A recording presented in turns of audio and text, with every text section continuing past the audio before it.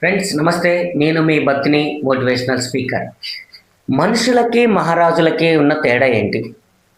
ఇది మీరు ఒకసారి ఆలోచించుకుంటే సింపుల్. మనుషులది కోరిక, మహారాజులది శాసనం. ఇప్పుడు నువ్వేమైనా కావాలంటే కోరుకుంటే అది నీ కోరిక, అదే మహారాజుకైతే అది శాసనం, ఎమ్మటే ఏర్పాటు చేయబడుతుంది. మరి ఒకప్పుడు రోజుల్లో మహారాజులు ఉన్నారు. మరి ఇప్పుడు మహారాజులు అంటే ఎవరో తెలుసా? మనిషికి మహారాజుకు తేడా అంటే అప్పుడు మహారాజు అంటే సింహాసనం మీద ఉండేవాడు. ఇప్పుడు మహారాజులు అంటే ఎక్కడో లేరు, మనతోనే ఉన్నారు. కాకపోతే మహారాజులు అంటే డబ్బున్నోడయ్యాడు ఈరోజు. ఇప్పుడు ఒక యాపిల్ ఫోన్ కావాలంటే సామాన్యుడికి, మనిషికి అది కోరిక, డబ్బున్నోడికి అది శాసనం. వాళ్ళే యాపిల్ ఫోన్ కంపెనీ వాళ్ళు, షాప్ వాళ్ళు, అవుట్లెట్ వాళ్ళు ఇంటికి వచ్చి మరీ ఇచ్చేళ్తారు.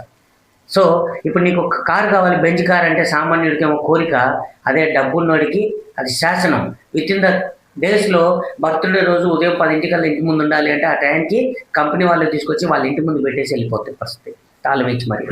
సో నీ మాట, నీ కోరిక, నీ శాసనం అయ్యేలాగా కావాలి అంటే, నీకు నువ్వు మహారాజు కావాలంటే ఒక్కటే ఒక మార్గం ఉంది, నువ్వు డబ్బు సంపాదించడమే.